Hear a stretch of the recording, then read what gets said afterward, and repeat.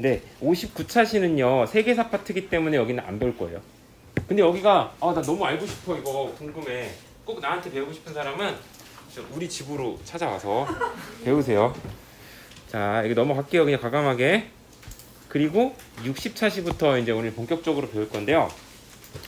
일제의 무단 통치가 실시되다. 여기부터가 우리가 흔히 말하는 식민 지배 시기, 일제 강점기입니다. 그래서 우리 역사에서 어떻게 보면 가장 어두운 시기, 우울한 시기, 불행한 시기 중에 하나예요. 자, 이 부분에 공부를 시작하기에 앞서서 여러분이 일제의 어떤 만행이라든지 뭐 이런 거를 우리가 잘 배워야 돼요. 그리고 기억을 해야 되고, 그런데 또 이런 것이 너무 또 감정적으로 뭐 일본에 대한 너무 맹목적인 반감, 특히 현재 뭐 일본인에 대한 이런 반감, 이런 것도 또 옳은 태도는 아니에요. 이 과거의 일본 그 제국주의 행위가 나쁜 거지. 그리고 일본이 나쁜 거지. 지금 현재 일본 사람들이 나쁜 놈이다, 악당이다, 그런 얘기를 하려고 하는 게 아니에요. 그래서 이런 거를 너무 열심히 심취해서 배운 학생 중에 간혹 이런 거 배우고 내가 일본 놈들한테 복수해야겠다, 이런 태도, 내지는 내가 뭐 앞으로 일본 사람들하고 상종을 하지 말아야겠다, 이런 것도 옳은 태도는 아닙니다. 그래서 우리가 객관적으로 배우되, 한국인이기 때문에 어쩔 때는 눈물도 나고 막 가슴도 뜨거워지고 이럴 수 있어요. 근데 항상 우리는 또 냉정함을 잃지 않고 공부를 했으면 좋겠습니다. 자, 1910년대 무단 통치의 내용과 식민지 경제 정책에 대해서 공부를 하는 부분으로서 1910년대를 배운다고 생각을 하시면 돼요. 자, 먼저 1번 헌병경찰을 통한 무단 통치라고 돼 있어요. 헌병경찰의 밑줄 치시고 무단 통치의 밑줄. 자, 여러분, 헌병경찰이 뭐냐고 물어보신다면 경찰은 우리가 아는 폴리스거든요. 근데 그 경찰 업무를 민간인인 경찰이 하는 게 아니고 군인이 하는 거예요. 군인이 경찰 업무를 하는 게 헌병경찰입니다. 그럼 헌병이 뭐냐? 헌병이 난 뭔지 안다. 손. 우리 오빠 지금 헌병이다. 없어요? 자, 여러분, 헌병은 뭐냐면요, 군대에 있는 경찰을 헌병이라고 해요. 그래서 여러분들이 헌병을 사회생활 하면서 볼 수 있는 기회는 아마 여러분 오빠나 아니면 미래의 남자친구가 군대를 가서 면회를 가면 보통 그 부대 앞에서 초소에 키 크고 좀 체격 좋은 군인이 서 있을 거예요. 그리고 그 군인 여기 전투모 헬멧에 보면은 영어로 MP라고 쓰여 있어요. MP. 선글라스 막 끼고 있고, 그 사람들이 누구냐면 밀리터리 폴리스, 군인인데 경찰이야. 군대에서 경찰 업무하는 사람이 헌병이거든요. 자, 그런데 우리가 민간인인 우리가 헌병하고 마주칠 일은 없어요. 사실 우리가 잘못하면 경찰이 잡아가지 헌병이 잡아가지 않잖아요. 그런데 일제는 왜 군인, 헌병을 시켜서 우리나라 사람들 잡아들이고 경찰 업무를 보게 했냐? 무섭게 하려고. 여러분이 경찰이 이렇게 딱 서 있어요. 경찰이 서 있으면 여러분 약간 움찔하죠. 움찔하지만 여러분 뭐 경찰 서 있다고 해서 막 거기 무서워서 막 돌아가고 이러진 않아요. 그런데 총을 들고 있는, 소총 들고 있는 헌병이 막 돌아다닌다고 생각해봐요, 거리. 그럼 여러분들 막 담배 피고 싶은데 못 피겠죠. 총으로 쏠까봐 무서워서, 그죠? 침 뱉고 싶은데 꿀꺽 삼키겠죠. 그러니까 완전히 이거는 공포 정치인 거예요. 헌병이 경찰 업무를 한다는 게. 자, 그래서 이런 식으로 일본이 1910년대에 무력 수단을 이용해서 우리 조선인을 통치한 게 무단 통치입니다. 이게 무단 결석할 때 무단이 아니라 무력 수단을 이용해서 아주 공포스럽게 통치하는 거, 그게 무단 통치예요. 한번 그 내용을 볼게요. 자, 식민통치기구의 핵심은 조선총독부입니다. 빈칸에 조선총독부를 적어주세요. 조선총독부는 여러분 영화 드라마에서 엄청 많이 봤죠? 이 총독부에 대해서 좀 알아볼게요. 자, 교과서 160페이지로 가겠습니다. 교과서 160페이지. 자, 이거는 시험에는 안 나오는 지식이에요. 여러분, 조선총독부는요, 지금 흑백 사진으로 보이는 이 건물이었는데 1926년에 지어진 건물이에요. 그 이전까지는 남산에 있는 총독부가 조그만 게 있었는데 일본이 더 큰 건물을 지은 거예요, 새로. 그런데 이게 하필이면 위치가 어디냐? 경복궁의 근정전 앞마당에다가 이걸 세운 거예요. 그럼 여러분, 그 당시에는 서울이 널린 게 땅이에요. 허허벌판이란 말이에요. 근데 왜 굳이 여기다 지었겠어요? 우리나라의 민족 정기를 누르려고, 우리나라의 궁 앞을 딱 막으려고, 웅장한 건물로. 그래서 일부러 여기다 만든 겁니다. 그리고 이 건물은요, 하늘 위에서 보면 건물 모양이 이렇게 생겼어요. 이런 식으로. 이게 뒤집어 놓으면 일본 할 때 이 해 일자가 되는 겁니다. 그래서 이렇게 딱 우리 궁 앞에다가 위에서 보면은 일본 할 때 일자가 되게 건물을 만든 건데, 이 건물은 1926년 당시에 아시아에서 탑5 안에 드는 건물이었어요. 규모도 그렇고, 그리고 26년인데 엘리베이터도 있었어요. 엘리베이터가 2개인가 3개가 있었어요. 그러니까 그 당시에 일본으로서는 엄청나게 많은 돈과 인력, 시간을 투자해가지고 정말 좋은 건물을 지은 거예요. 자, 그런데 왜 일본이 이렇게 엄청나게 좋은 건물을 이렇게 만들었냐? 그거는 우리나라를 뭐 30몇 년만 통치하려고 그런 생각이 아니었겠죠, 일본이. 그때는 완전히 우리나라를 영원히 식민지로 만들려고 그런 생각이었기 때문에 이렇게 건물을 대단하게 저는 거예요. 근데 이 건물이요, 1996년에 김영삼 대통령이라고, 전 대통령, 그 사람이 집권을 하고 나서 역사를 바로 세우겠다라고 하면서 조선 총독부를 해체하겠다, 즉 폭파시켜버리겠다 라고 얘기를 해요. 자, 당시 국민들은 그거를 지지했을까요, 반대했을까요? 지지합니다. 대체로 국민들이 저건 잘하는 거야, 저거 날려버려야지, 왜 일본의 잔재를 우리 그 서울 그 중요한 땅 위에 저렇게 해놨냐, 그래서 이렇게 폭파시켜버립니다. 근데 여담이지만 이거 폭파를 시켰는데 폭파가 잘 안 돼요. 해체하는데 굉장히 어려움을 겪어요. 왜냐하면 그 당시에 철근 콘크리트 공법으로 너무 튼튼하게 만들어서 잘 안 부셔질 정도로 일본이 공을 들인 건물이에요. 그 다 때려 부수고 나서 딱 남은 거는 여기 첨탑 요거 하나 남았거든요. 이거 지금은 천안에 있는 독립기념관 뒤 뜰에 가면 볼 수 있어요. 이거 말고는 다 사라졌어요. 근데 사실 이거를 그 당시에도 전문가들이나 일부 역사학자들은 이거 보존해야 된다라고 주장하는 사람이 많았거든요. 근데 왜 그러냐면 이게 역사의 교훈이 되는 거잖아요. 이게 남아있으면 이걸 보면서 일제가 그래 우리를 이렇게 식민 지배를 했었지, 그걸 볼 수 있는 문화재이자 이게 또 역사의 교훈이 될 수 있는데 왜 이걸 없애냐, 이런 식으로 따지면 옛날에 뭐 나치라든가 이런 유럽에서 있었던 뭐 그런 나치 지배와 관련된 것들 다 그러면 없애냐, 다 놔두고 그게 교육의 장이 되고 있는데 왜 없애냐, 이런 주장이 있었거든요.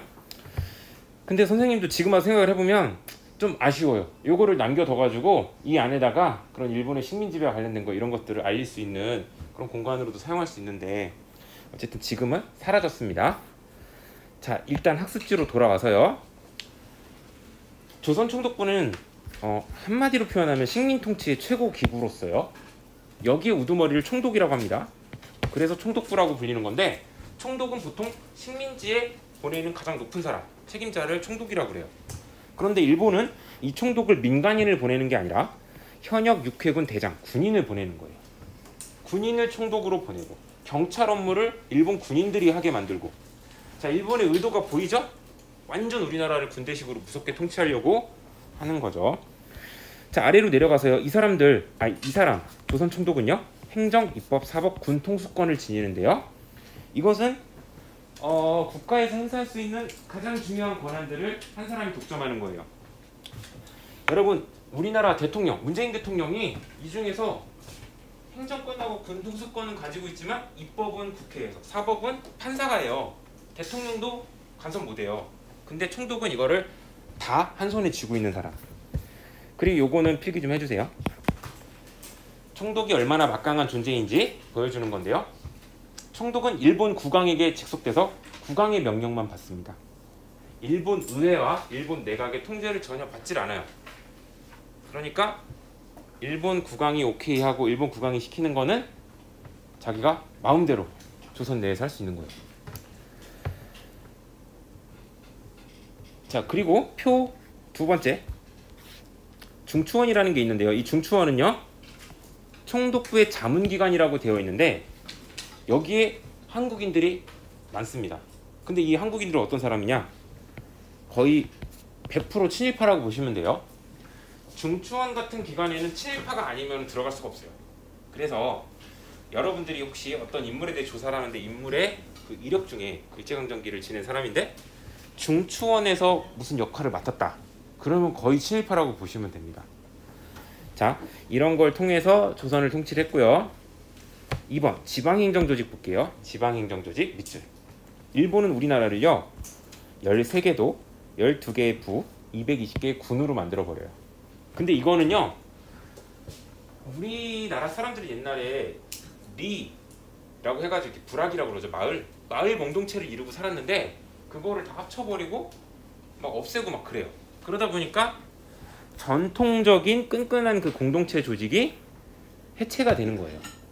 그리고 이제 군수라든지 그 아래 면장이라든지 이런 거는 친일 세력 아니면 하기가 힘들어지는 거죠. 일본에 협조하는 사람들만. 자, 그래서 이건 뭐 크게 중요한 내용이 아니라 그냥 넘어갈게요.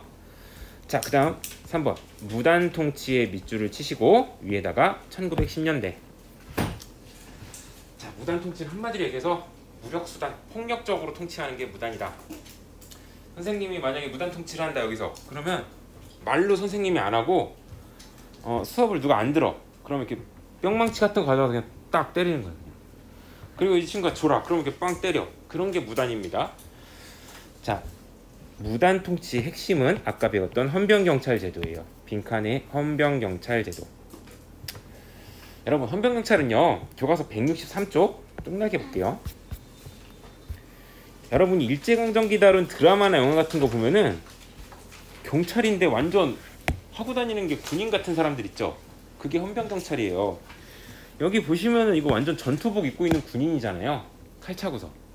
이런 사람들이 돌아다닌다. 그 거리가 얼마나 살벌하겠어요 분위기가. 자, 그리고 학습지로 돌아와서 참 이걸 안 봤네. 자, 이 밑에 내용은 중요한 내용은 아니에요. 밑줄 안 쳐도 되는데 일본은 1910년에 우리나라 국권을 뺏고 1년 만에 경찰병력과 헌병병력을 3배로 늘려요.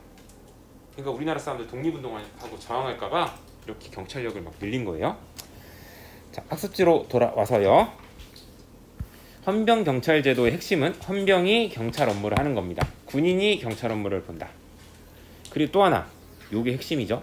즉결심판권을 헌병경찰이 갖는다라는 건데 즉결심판권은 어떤 거냐면 여러분이 만약에 운전을 하다가 사고를 냈어요. 근데 경찰이 와. 그럼 경찰이 이제 잘못을 했으면 기소를 할 거 아니에요. 그러면 그 검사가 이제 그거를 가지고 이제 기소를 하면 나중에 재판을 받는 거죠. 아니면 그냥 검찰에서 뭐 이렇게 벌금형으로 약식 기소를 하든가 그래요. 절차가 다 있어요. 근데 즉결심판은 뭐냐? 경찰이 딱 사고를 냈는데 내려 이런 다음에 때리는 거예요. 5대 때려. 아니면 경찰이 그냥 바로 저기 감옥에다가 그냥 넣어버리는 거 데리고 가서. 아니면 경찰이 바로 이제 그 자리에서 어떤 벌을 주는 거. 그런 게 즉결심판이에요. 자, 즉결심판에 대해서는 교과서 163쪽 본문과 뚱날개를 통해서 볼 텐데요. 이겁니다. 자, 163쪽 본문의 이 부분. 헌병경찰은요 일반 행정 업무도 맡아요. 꼭 경찰 업무뿐만 아니라 막 세금도 걷고 그런 것도 해요. 그리고 구류부터 범죄까지 괄호를 묶고 범죄의 밑줄. 범죄에 대해서 즉결 심판할 수 있는 권한을 부여받았어요. 즉 사람을 일정 기간 동안 가두거나 아니면 매질을 가하거나 때리는 거, 그리고 3개월 이하의 징역형 등은 경찰이 자기가 직접 집행을 할 수 있는 거예요. 자, 이런 사회는 정말 무서운 사회입니다. 경찰서 한번 끌려가면은 3개월 이하 징역까지 그냥 그 자리에서 바로 맞을 수 있는 거예요. 그러니까 헌병경찰 돌아다니면 사람들이 피해 다니고 굽신굽신 되면서 눈치 보고 이럴 수밖에 없는 거죠. 자, 그래서 그 즉결 심판의 사례가 이 옆에 나와 있는데 한번 같이 볼게요. 경찰범 처벌 규칙이라는 게 있는데 여기 보면 그냥 요거는 밑줄 안 칠게요. 이런 잘못을 하면 경찰이 이 사람을 가둬두거나 벌금형에 처할 수 있다. 그래서 경찰이 즉결 심판을 할 수 있다는 얘기예요. 범죄자를. 선생님 온 거야? 다행이다. 앞부분은 내가 지금 녹화를 하고 있었어. 자, 그다음 두 번째. 이제 요게 이제 시험에 잘 나오는데 조선 태형령 밑줄 치고요. 여러분 태형은요 형벌 중에서 사람을 때리는 거를 태형이라고 해요. 근데 신체에서 어디를 때리냐? 제일 때리기 좋은 데가 어디예요? 엉덩이입니다. 볼기짝. 볼기짝을 때리는 형벌을 태형이라고 그래요. 자, 태형은 감옥에서 즉결 관서에서 비밀 이행한다. 경찰서에서 태형을 가할 수 있게 해놓은 거예요. 자, 그리고 조선인에 하나여 적용한다. 즉 일본 본국에서는 태형이라는 게 사라졌습니다.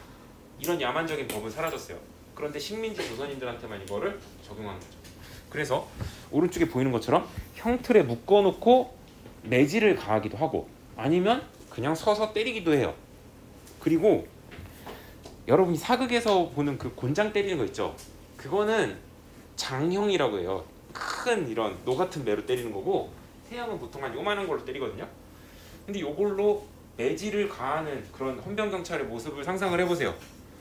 거리를 다니는데 막 두들겨 맞는 사람이 있고 그럼 얼마나 공포심을 느끼겠어요. 그리고 조선인에 한해서만 적용했다는 것도 상당히 불평등한 거죠.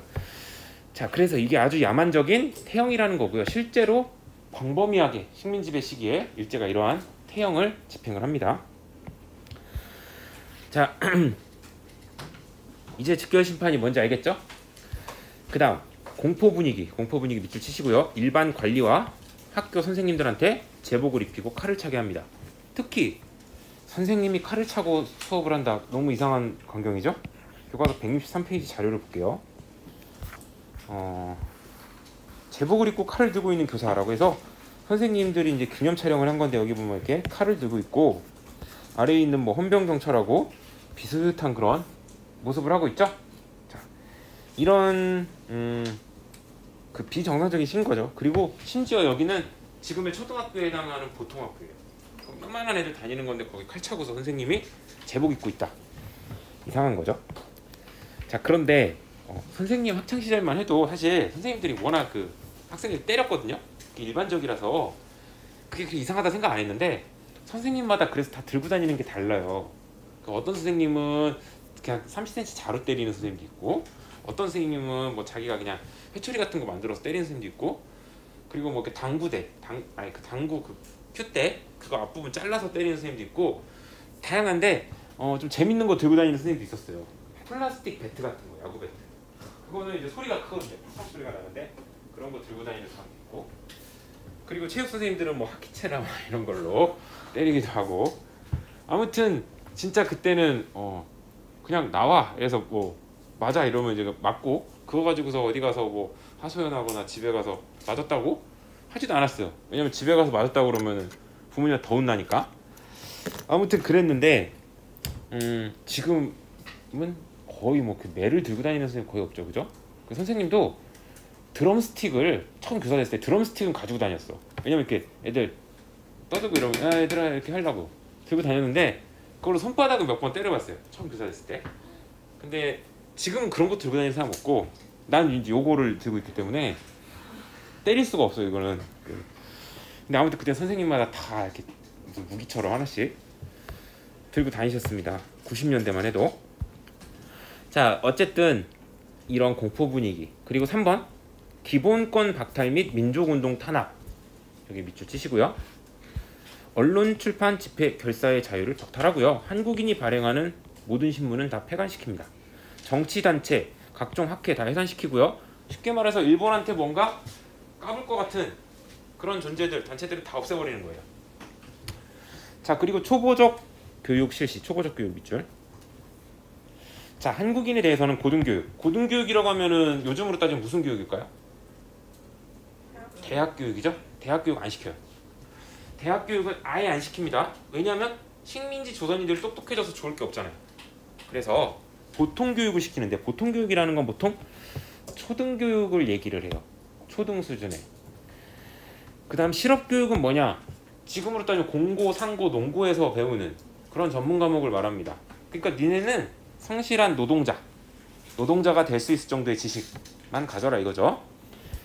아래로 내려가서 또 보통학교의 수업 연한을 4년으로 했는데요. 여러분 초등학교 몇 년 다녔어요? 6년 다녔죠. 일본 본국에서도 초등학교 6년이었어요. 근데 식민지 조선은 4년으로 단축시켜서 가르쳤습니다. 식민지 차별교육이 시작이 된 거고요. 자, 그 다음 두 번째는 토지 약탈. 토지 조사 사업에 밑줄 치고 10에서 18. 자, 일본은 우리나라의 토지를 탐냈습니다. 그때는 토지가 돈이었거든요. 자, 그래서 1910년에서 18년 만으로 딱 18년이네요. 18년 걸렸는데 우리나라 토지를 약탈하는 거예요. 명분. 일단 홍보는 이렇게 했어요. 토지 조사 사업을. 야, 우리가 공정하게 세금 걷겠다. 세금을 공정하게 걷겠다. 이렇게 대외적으로 홍보를 합니다. 그리고 근대적인 토지 소유권을 확립시켜 줄게. 조선 니네들은 너무 전근대적으로 지금 무슨 토지를 뭐 송씨 문중에서 소유하고 이런 게 어딨냐. 근대적으로 딱 1인 1소유권 이렇게 만들어야 된다. 그래서 우리가 그걸 해줄게. 이런 식으로 홍보를 하는 거예요. 자, 근데 실제 목적은 뭐냐? 일본의 목적은 식민지배의 경제적 기반을 확보하는 겁니다. 토지를 약탈하고 세금을 많이 걷는 거예요.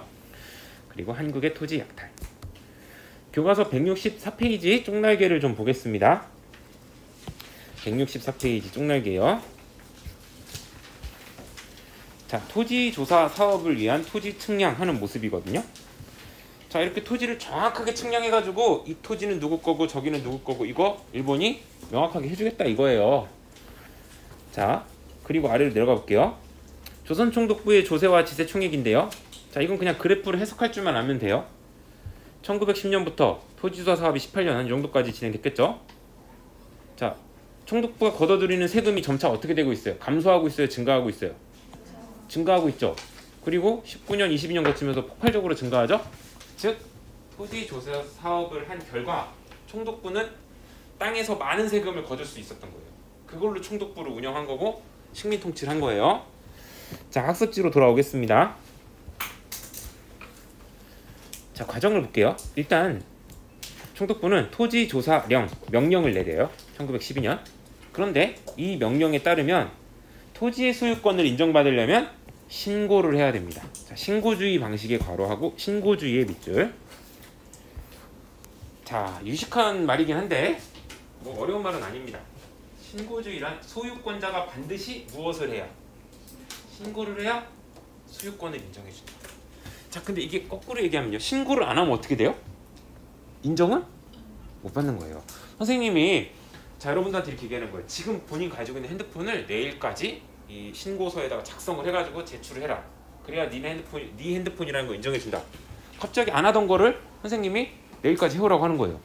그럼 여러분들이 왜 뭐 걷어보면 알잖아요. 꼭 안 내는 친구들 있죠. 안 낸 거예요. 여기 5명이 안 낸 거야. 그러면 갑자기 선생님이 핸드폰 뺏는 거지. 왜 가져가야 이러니까 니네 신고 안 했잖아 기한까지. 그러니까 니네 소유 아니야. 이렇게 반드시 신고를 해야 되기 때문에 신고를 안 했을 경우에 소유권을 빼앗긴단 말이죠. 그게 문제예요.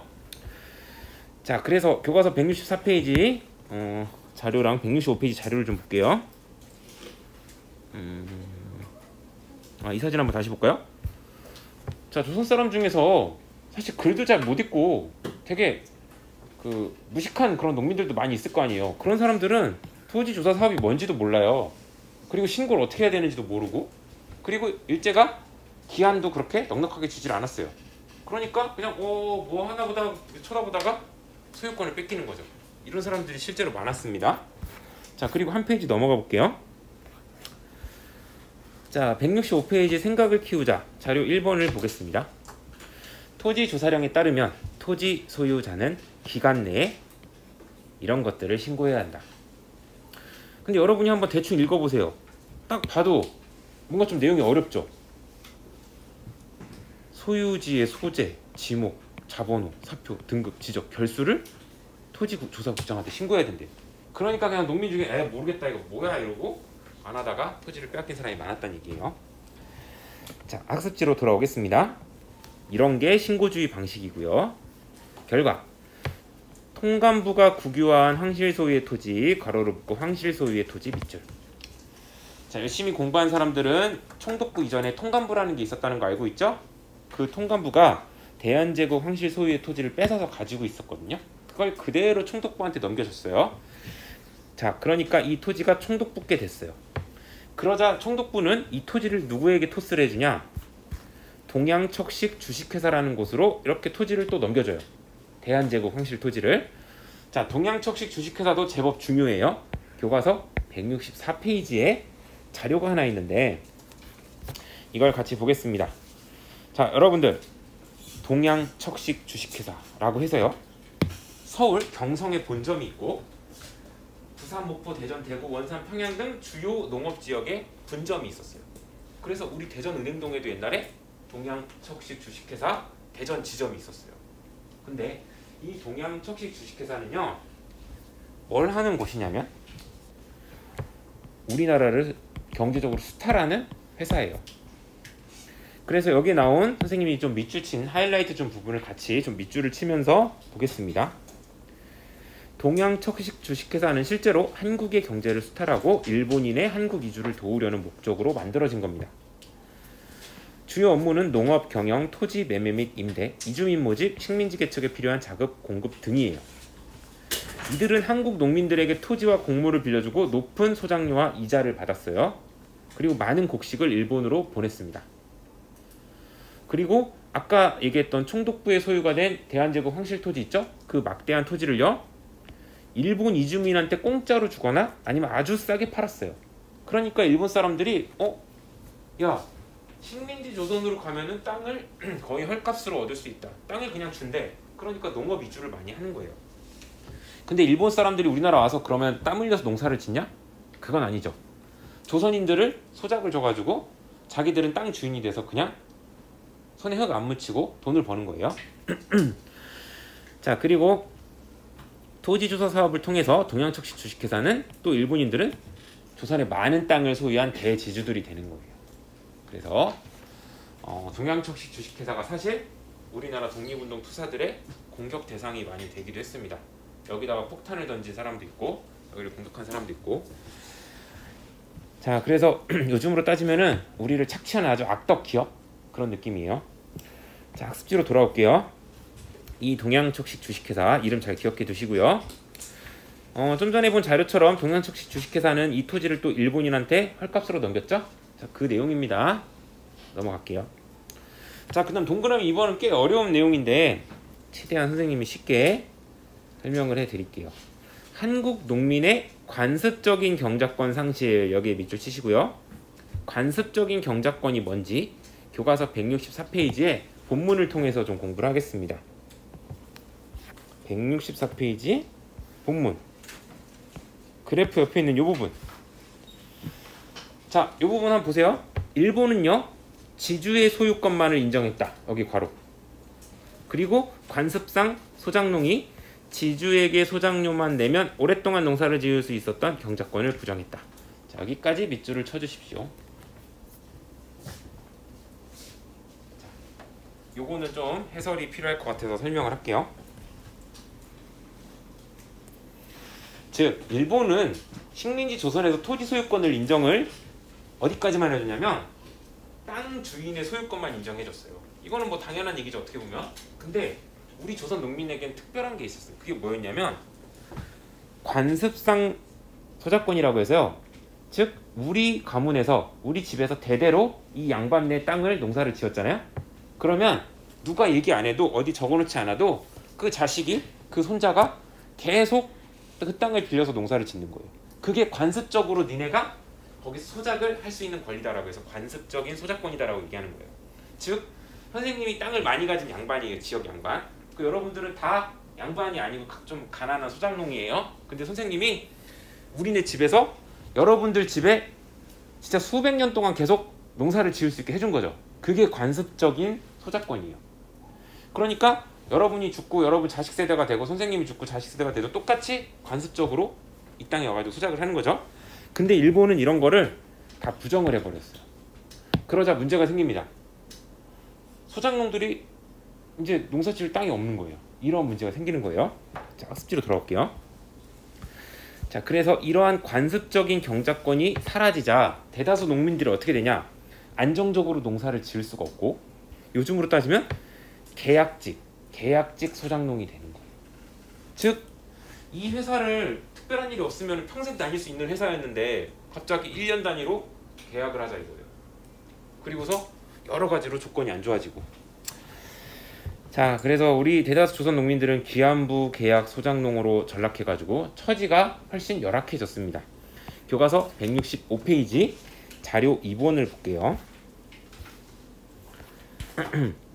자, 자료 2번을 보시면 농가의 경작 형태 비율 변화라고 해서 1916년과 20년을 비교했거든요. 1916년까지만 해도 조선의 자작농, 자기 땅을 농사짓는 농민이 한 20% 됐고, 자소작농이라고 해서 자기 땅도 농사를 짓고 좀 부족해서 남의 땅까지 농사짓는 이런 사람들이 합치면 60%였어요. 최소한 자기 땅을 조금이라도 가진 사람이 60%였어요. 그런데 20년 되면서 감소한 게 보이죠? 자기 땅을 가진 조선 농민은 줄어들고 남의 땅만 소작하는 소작농은 증가했죠. 그래서 점점 농민들의 처지가 열악해지는 걸 볼 수가 있습니다. 자, 학습지로 돌아와서요. 이 부분이 조금 뭐 내용이 어려울 수 있는데 여긴 어렵게는 시험 문제로 안 나와요. 그냥 무슨 말인지만 이해를 하시면 됩니다. 자, 그 다음 3번 일제의 산업통제입니다. 산업통제의 밑줄 치시고요. 아이고 여기 내가 등잔 밑이 어두웠네. 정신 차리세요. 여러분들 회사령이라고 하는 명령이 1910년에 총독부에 의해서 공포가 됩니다. 회사령은 조선에서 회사를 설립하는 것에 대한 명령이거든요. 자, 그런데 핵심은 이겁니다. 허가제 밑에 치세요. 자, 여러분한테 질문 한번 해보겠습니다. 조선에서 회사를 설립하는데 허가를 받아라 라고 하는 명령은요, 회사 설립이 쉬워지는 걸까요? 어려워지는 걸까요? 어려워지는 거예요. 허가라는 건 항상 허락을 받아야 되잖아요. 그럼 허가제 말고 또 뭐가 있냐? 신고제가 있어요. 신고제. 신고제는 뭐냐? 나 회사 만들어요 이렇게 하고 만드는 게 신고제고, 허가제는 만들면 안 될까요? 라고 허락을 받는 거예요. 그러니까 이게 더 복잡한 거죠? 자, 이렇게 허가제로 운영을 했던 이유는 뭐냐? 한국인들이 기업 설립하는 거 억제하려고, 한국인들이 부자 되는 걸 막으려고 한 거예요. 자, 그리고 여기 좀 이상한 얘기가 나옵니다. 일본, 자본, 한국 진출 통제. 이거는 사실 좀 열심히 공부하는 친구들은 내가 따로 설명 안 하면 약간 갸우뚱할 거예요. 이게 무슨 소리지? 왜냐? 일본 자본이 무분별하게 한국 진출하는 걸 통제한다는 얘기는 쉽게 말해서 일본 사람들이 조선에서 회사 만들기 어려워진다는 거잖아요. 똑같이. 그럼 왜 일본이 자기네 나라 일본 자본이 한국에 들어오는 걸 왜 막으려고 할까? 좀 이상하죠? 근데 이거는요, 모르셔도 상관없는데 이 당시에는 일본의 자본주의 수준이 그렇게 높지가 않았어요. 그러니까 일본 입장에서는 쉽게 말해서 괜히 우리 일본 기업인들이 무턱대고 이 기반도 안 돼 있는 조선에 들어와서 괜히 회사 만들었다가 손해보면 안 되잖아. 그러니까 아직은 좀 들어오지 마라, 이런 의미인 거예요. 나중에 일본 자본주의가 산업이 더 발전한 다음에는 그때부터는 그냥 무분별하게 와서 저기 조선에서 돈 벌으라고 다 열어줘요. 근데 이때는 약간 통제를 한 것뿐이에요. 자, 교과서 165페이지. 이번에는 자료 3번을 보겠습니다.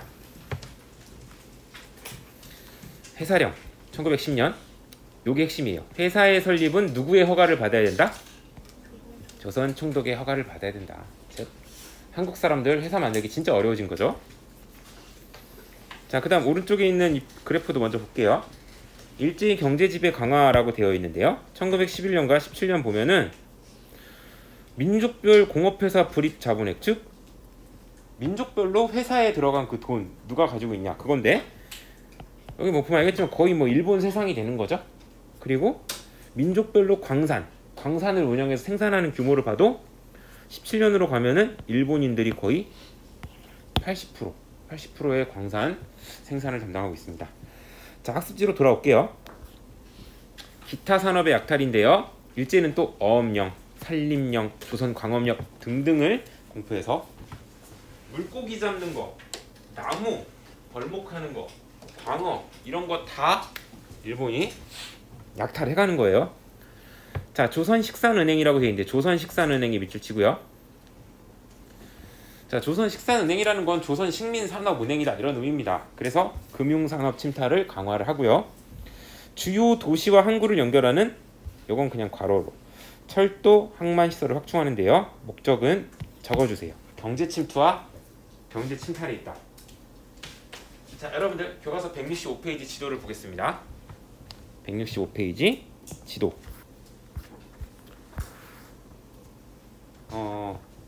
옛날 그 몇몇 약간 미친 사람들이 그 일본이 식민 지배를 해가지고 우리나라가 발전했다 이런 논리를 펼치는 사람들이 있었어요.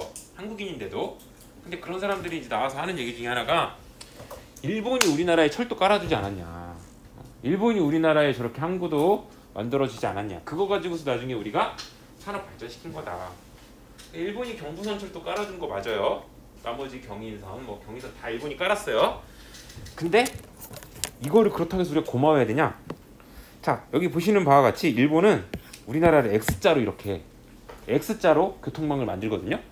근데 이게 우리나라 사람들의 편리나 우리나라가 뭐 이렇게 발전을 하게 하려고 한 게 아니고, 보면 알겠지만 일본으로부터 뭔가 물자가 조선을 지나야 될 때, 그리고 대륙으로 가야 될 때, 그때 가장 빠른 길이 요거예요. 러시아 쪽으로 이렇게 가는 거고, 그리고 일본으로 쌀이나 이런 것들을 약탈해가지고 가져올 때 항구가 필요하겠죠. 배로 옮겨야 되니까. 그래서 목포, 군산, 인천 뭐 이런 데다가 큰 항만을 만들고 거기까지 또 철도가 가야 되니까 이거를 연결을 한 형태가 이 X자인 거예요. 그래서 여러분이 보시는 여기에 주요 도시, 기차가 지나가고 배가 지나가는 주요 도시들은요, 일제강점기 때 일본인들이 많이 진출하고 또 약탈이 이루어지던 그런 동네라고 보시면 됩니다. 그래서 안타까운 얘기지만 군산이나 목포 같은 데 가면, 인천 같은 데 가면 옛날 되게 멋스러운 그런 건물이 되게 많아요. 개항기 때, 개화기 때, 일제강점기 때 그 좀 예스러운 건물, 멋스러운 게 아니고 그런 건물이 많고, 거기에서 요즘 뭐 카페나 아니면 되게 사진 찍기 좋은 그런 관광 상품도 많이 개발이 되어 있는데, 왜 이런 동네에 그런 게 많냐? 그때 일본인들이 여기서 수탈을 해야 되니까 많이 진출해가지고 살고 있고, 여기에서 또 쌀 같은 거 막 이렇게 창고 같은 것도 많이 만들고, 그래서 거기에 근대 건축물이 많은 거예요. 그래서 지금은 보면 막 사진 찍기 너무 예쁜 것 같지만, 옛날에는 거기가 진짜 그 사람들의 어떤 피와 땀, 애환이 서린 그런 동네라는 거죠. 그래서 목포나 군산 같은 데 나중에 한번 가보세요. 여기 가보면 진짜 붉은 벽돌로 된 그 근대 건물이 되게 많아요. 일본인들 살던 집도 많고. 자, 그 다음 오른쪽에 있는 문제 한번 풀어보겠습니다. 다음 자료를 보고 빈칸에 들어갈 알맞은 말을 써보자. 자, 태형과 관련된 거네요. 조선 태형령 기억나죠? 매질을 가하는 거.